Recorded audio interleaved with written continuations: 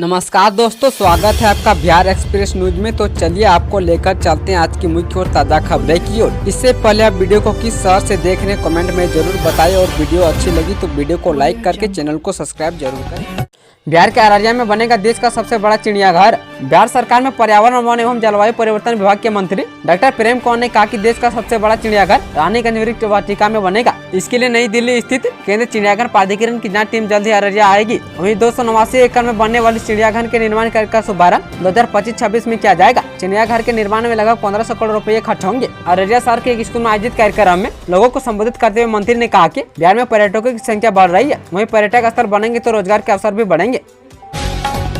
बिहार में बनाए जाएंगे 1000 नए पुल पुलिया, नीतीश कुमार के मंत्री ने दी जानकारी। बिहार के ग्रामीण कार्य मंत्री अशोक चौधरी ने राज्य में लगभग 1000 पुल पुलिया के निर्माण की घोषणा की है। इस पहल का उद्देश्य राज्य के बुनियादी ढांचे को मजबूत करना और लोगों को बेहतर परिवहन सुविधा प्रदान करना है। मंत्री ने लालू राबड़ी के शासनकाल के दौरान हुए नरसंहारों की याद दिलाते हुए तेजस्वी यादव पर जमकर हमला बोला।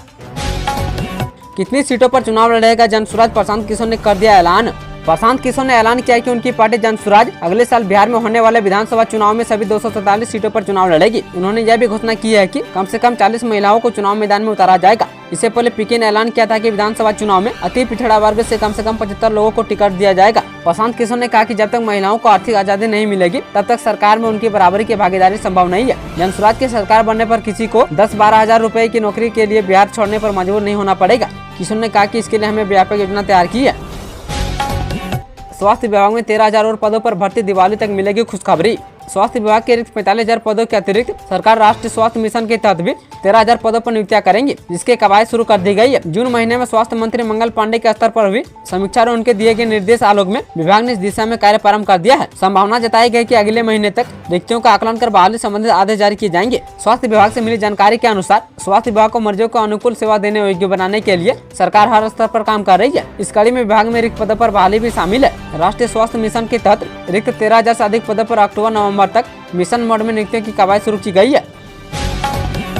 पटना के पीएमसीएच में निकली बम्पर भर्ती, कलर डाटा एंट्री से लेकर 20 से अधिक पदों पर होगी वैकेंसी। राज्य सरकार पटना चिकित्सा महाविद्यालय अस्पताल को 5462 बेड वाले अस्पताल के रूप में पुनः विकसित कर रही है। इतने बड़े और बेड संख्या वाले अस्पताल को राष्ट्रीय आयुर्विज्ञान आयोग के मानकों के अनुसार संचालित करने के लिए हजारों की संख्या में डॉक्टर, नर्स समेत स्वास्थ्य कर्मी की आवश्यकता होगी, जिसका आकलन करने के बाद सरकार ने 4315 पद सृजन का निर्णय लिया है, जिस पर मंत्रिमंडल की स्वीकृति प्राप्त है। स्वास्थ्य विभाग की ओर से 4315 स्वीकृत पदों की सूची जारी कर दी गई है। इसके साथ ही स्वास्थ्य विभाग के विशेष सचिव शशांक शेखर सिन्हा ने इस संबंध में महालेखाकार को भी सूचित कर दिया है। विभाग के अनुसार वर्तमान में पीएमसीएच 1750 बेड का अस्पताल है। नीतीश सरकार ने चुनाव से पहले कर दिया एक और बड़ा काम। राज्य सरकार मुख्यमंत्री ग्रामीण आवास सहायता योजना के तहत अधूरे इंदिरा आवासों की मरम्मत के लिए 50,000 रुपए की आर्थिक सहायता देगी। ये राशि 6,000 गरीबों को दी जानी है और 2 किस्तों में राशि का भुगतान किया जाएगा। पहली किस्त 40,000 व दूसरी किस्त 10,000 रुपए की होगी। ग्रामीण विकास विभाग ने इसके लिए 30 करोड़ रुपए का प्रबंध किया है। इसके लिए SC, ST व अत्यंत पिछड़ा वर्ग के लाभार्थियों को चिन्हित किया गया है। इस राशि से टूटे फूटे पुराने इंदिरा आवासों की मरम्मत का कार्य होगा। वित्तीय वर्ष 2024-25 के लिए ग्रामीण विकास विभाग ने जिलावार लक्ष्य तय कर दिया है। ग्रामीण विकास विभाग ने सभी DDC को पत्र भेजकर इसकी जानकारी दी है। तो सरकारी योजनाओं से वंचित रह जाएंगे 91,000 छात्र।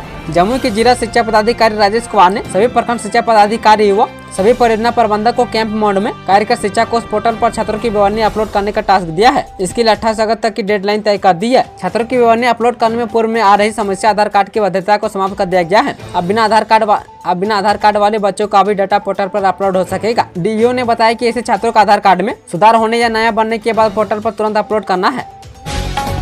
गोपालगंज में बड़ा हादसा, नदी में डूबने से 4 युवकों की मौत।